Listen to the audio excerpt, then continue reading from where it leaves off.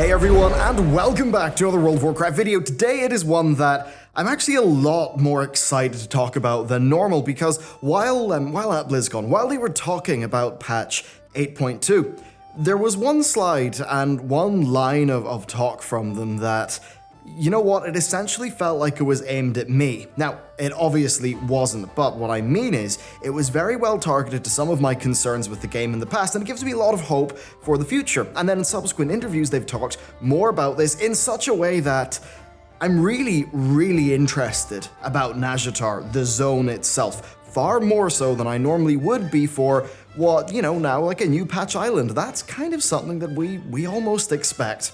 Now, before I get into things, a massive thank you to the patrons, especially over the BlizzCon period, and of course, being a new month, we've got a new master tier, it's over there, so that's what the crack is for this month. Plus, there's also a bunch of new stuff going on over the Patreon, including game reviews and AMA vlogs and stuff like that. But let's get into this video. So, Blizzard talked about replayability as being a major focus with the Nazjatar patch. They said that they want to take inspiration from loads of prior patches in the game and, you know, loads of different gameplay styles that they've tried out over the years. It kind of seems like they want this to be the culmination of years of learning. They specifically mention things like the time missiles and the PvP objectives from back in the Burning Crusade.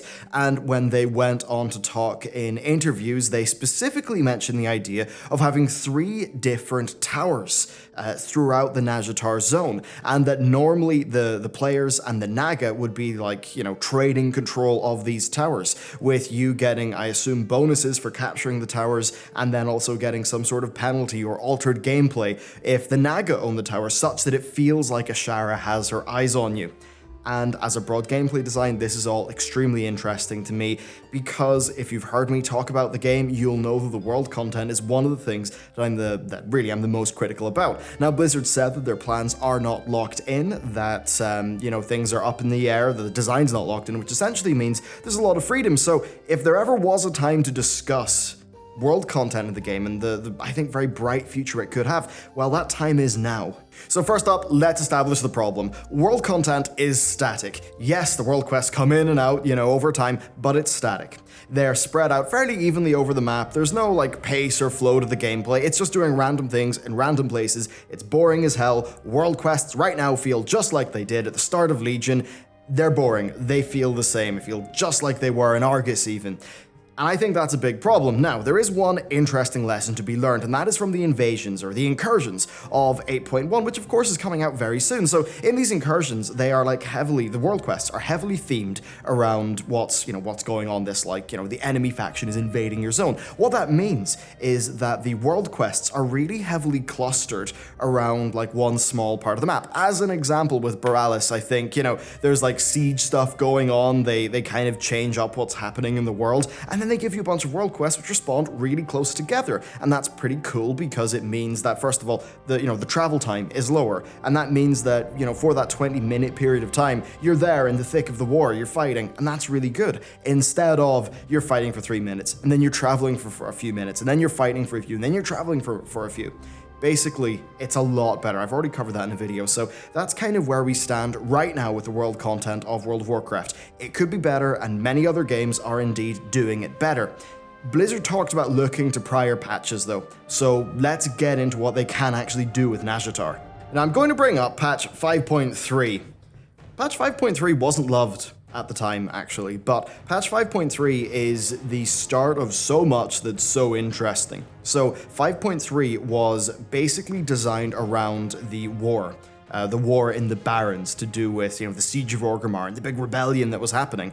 Now, the problem with it is it wasn't super dynamic, but they had the base idea there, that there was stuff happening in a zone, and that free from quest content, you would go there and you'd want to do things naturally. Now, a lot of the time, this just meant you would spend 45 minutes grinding out your weekly thing, and then you wouldn't care. But what it did have that was pretty cool is it had objectives that would spawn in. You would have these caravans that would crash that you could go to get a whole bunch of resources. You could have caravans that you'd be defending. There was like mini bosses and stuff like that.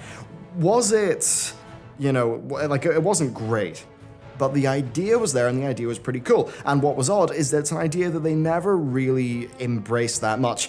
specifically, say, the caravans that would travel across the map, and it would be like a dynamic event, a thing that was happening in the world, regardless of whether you chose to partake in it, and when it was gone, well, it was gone until the next one spawned in.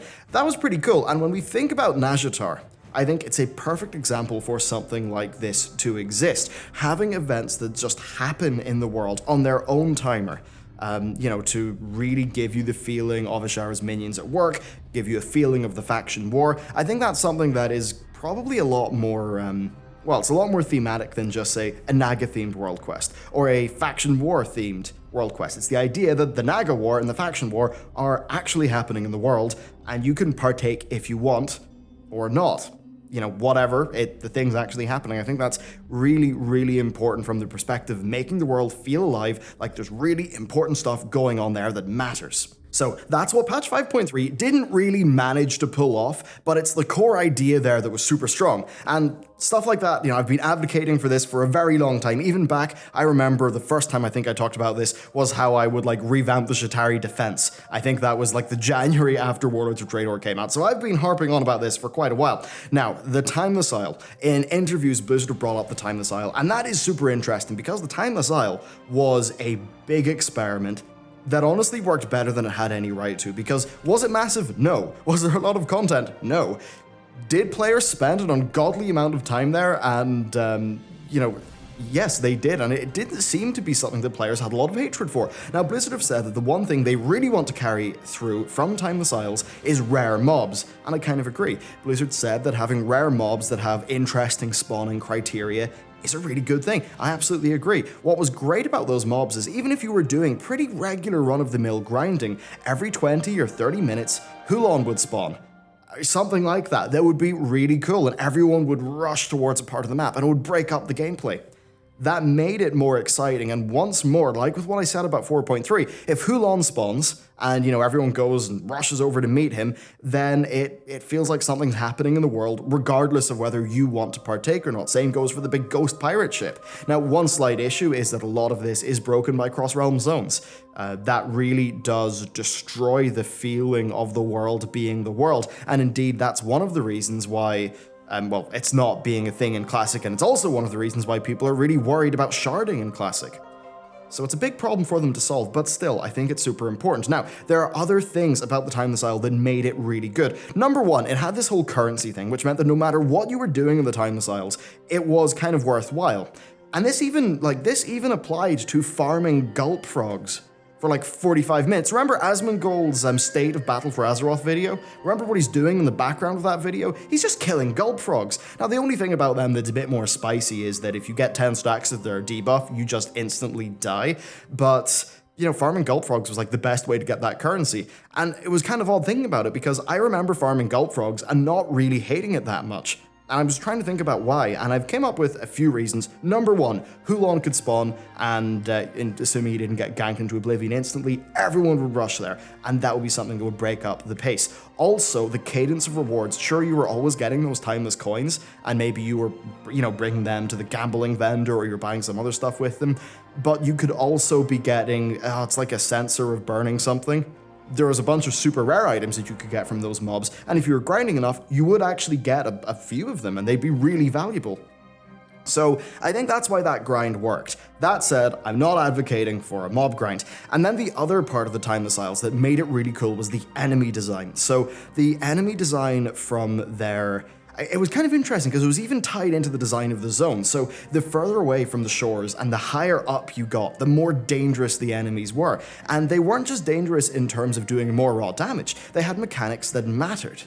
And that's the thing that really is important here. So there was, guys that would deal a lot of damage to you if you did not play around their mechanics right. But if you did, you take barely any damage. And that meant that they were engaging to fight. So you could go and fight one of the maybe 15 item levels before you really should. And it might not be time efficient or whatever, but you could do it. And it wouldn't just feel like it's numerically impossible because of how the stuff is balanced. So that was another really big strength of the Timeless Isles that I'd love to see them bring into Nazjatar. Plus, Timeless Isles is also just full of fun stuff. Remember the skydiving and the albatrosses that would carry you around the place? Blizzard, they kind of alluded to maybe having travel through extra fast waterways, maybe like the lazy river at a water park. Stuff like that would be really cool. So there's a lot of opportunity to make the world feel like a toy. And I think that was one of the main strengths of the Timeless Isles. I think it's then also worth considering the more traditional patch islands. So, I mean, we'll start off with the original Isle of Keldanas,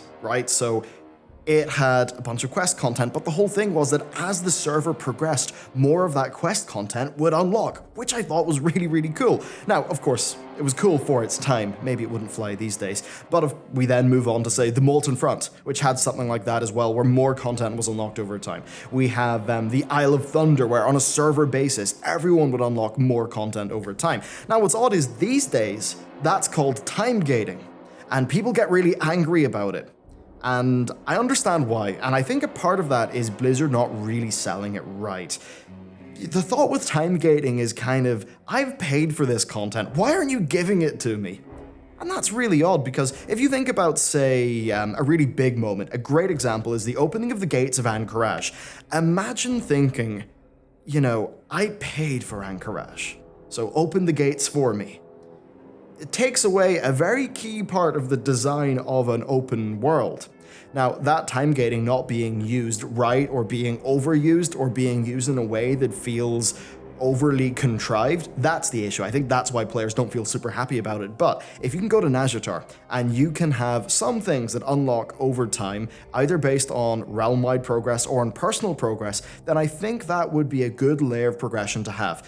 Now, one way of doing it that could be personal to your character could be maybe based off reputation, or just based off your own character's mastery of that landscape. And I think that rather than unlocking big new quest areas or things like that, maybe you could think about unlocking new mechanics. A great example of this is some of Guild Wars 2 masteries. So in Guild Wars 2 you get these things called masteries, and it's kind of like infinite progression, but you can put masteries into your glider or your mounts, or things that are specific to a zone, which could mean that as you do some more of that content in Nazjatar, your character could gain mastery over the landscape, and maybe that could give you access to more innovative mechanics, things that maybe let you feel a little bit overpowered. I'm a big believer that it's okay to feel OP in a game. It's, you know, you don't want to nerf. I mean, sometimes things need to be nerfed, but I'd almost advocate for an anti-fun police. As an example, Blizzard noticed that people like using Aviana's Feather, or, you know, the thing in Legion, and then the gliders. And then they nerf the crap out of it because it's it's not balanced. Well, surely the best thing to do there is to kind of notice, hang on a second, players really like moving across the world in this manner. Why? Well, it's more fun than moving across the world with a mount, because you got to set it up. You've actually got to be good at the game to move across the world in that manner with a glider and do it well and think about the height and, you steer it about. So surely if players enjoy doing that, the correct thing to do is to double down on gliders being fun, give players gliders, and then maybe give players progression for their gliders so they can be more fun to use. That's what Guild Wars 2 did really successfully. It's not what World of Warcraft did. So looking at Nazjatar, I think that they should maybe try to see what things unique to that zone that they could implement that would be really fun, that they could develop to the point where maybe in, 2 months, players absolutely feel a little bit OP in the open world. And you know what? That's fun, because that's progression. So that's probably what I'd advocate for, with that, rather than doing time gating of content in the traditional way.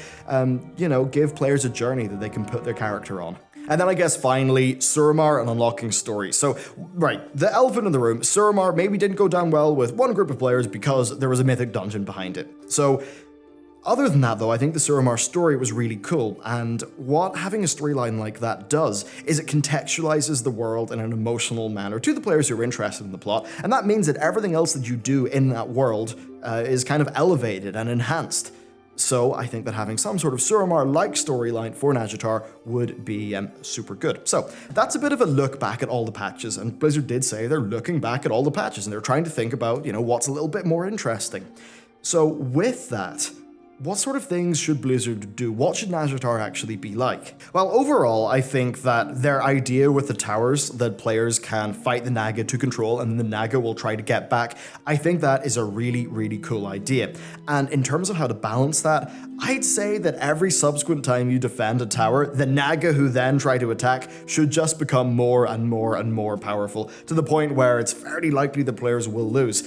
Because let's be real, if a Naga attack happens and it's just a few slithery boys with a pike, and they're easy to demolish, that's not going to be exciting, and it's not really going to fulfill its objective. So that stuff being important and being meaningful is just that's an absolute priority. Then in terms of the buffs and debuffs that come from those towers, I think they're also really important. Now, I don't think debuffs should make your character feel worse, though it maybe is okay if they make your character feel like you're in a slightly more dangerous world, but I'd say only if that danger also has the potential of some sort of reward. Now, not to the point where you want to lose towers to get that reward, but it can't just feel like a mandatory punishment. Now, that said, what's even more important is giving you fun rewards for owning those towers. I think it would be cool if they could kind of vary over time, but I immediately think back to a few things. Number one is Tanan Jungle. I know that's a bit odd, but in Tanan, you could take a dip in the fell lava, and that would give you stacks of a debuff, and I think you could end up getting like significantly more damage, but you were capped to 10% of your maximum health, and that gave you this really kind of fun feeling of you have tremendous power, but you're also a glass cannon.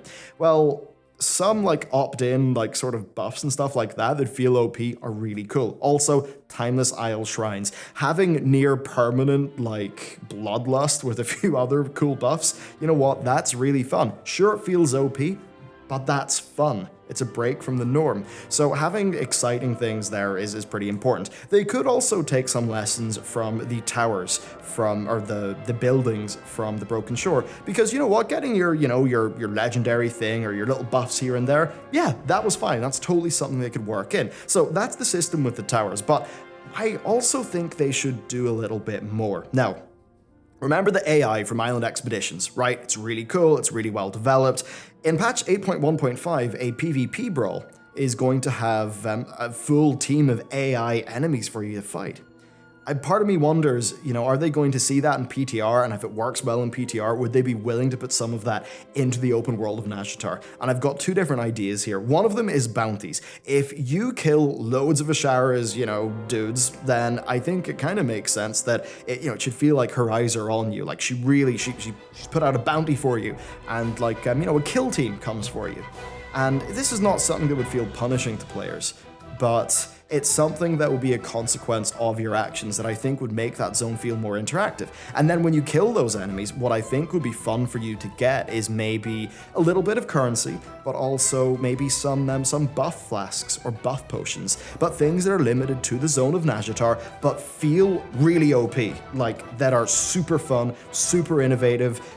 Don't know exactly what, but stuff that feels like a break from the norm, in the same way that me rounding up 15 or 20 enemies, using Storm, Earth, and Fire, using Touch of Karma so I don't die, and then, kicking them all to death as a monk. That feels OP, but it also feels like it's a type of OP that I've earned that has a bit of risk. I think that'll be a good way to do something like that. Then I also think that having roaming groups of enemies that follow AI would actually be a really cool idea, just in general, to make the zones feel dangerous. Now, if we're taking the Timeless Isles model and we're having elements of Nazjatar be more dangerous than others, maybe the ones that are closer to, Ashara's Eternal Palace or whatever it's called, having groups of enemies roaming around there, using that new AI, hopefully in a novel way, so that it really feels like what they're doing kind of makes contextual sense within them being in the world that's full of players. Not sure exactly what that means, because I don't think it would be fair if they just hunt players down, but maybe they could attack like player bases.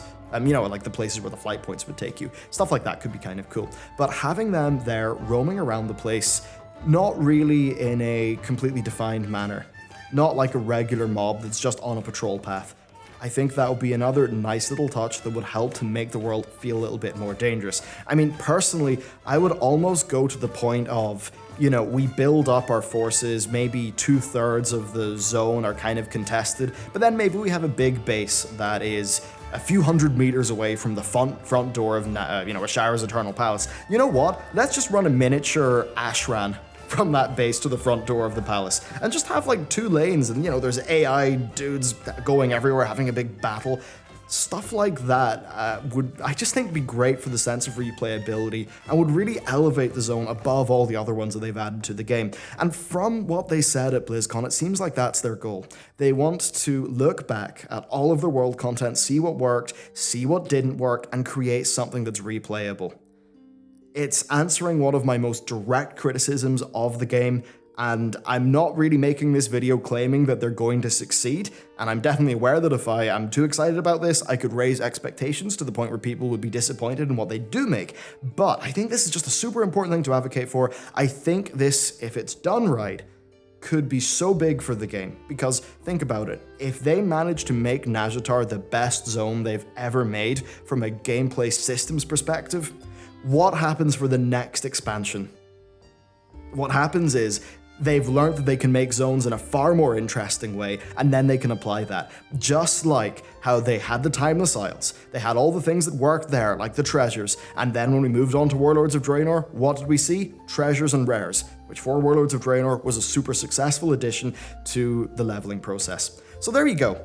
That's my thoughts on Nazjatar, and I think the great potential that they have with it, and indeed it's a potential that they have teased.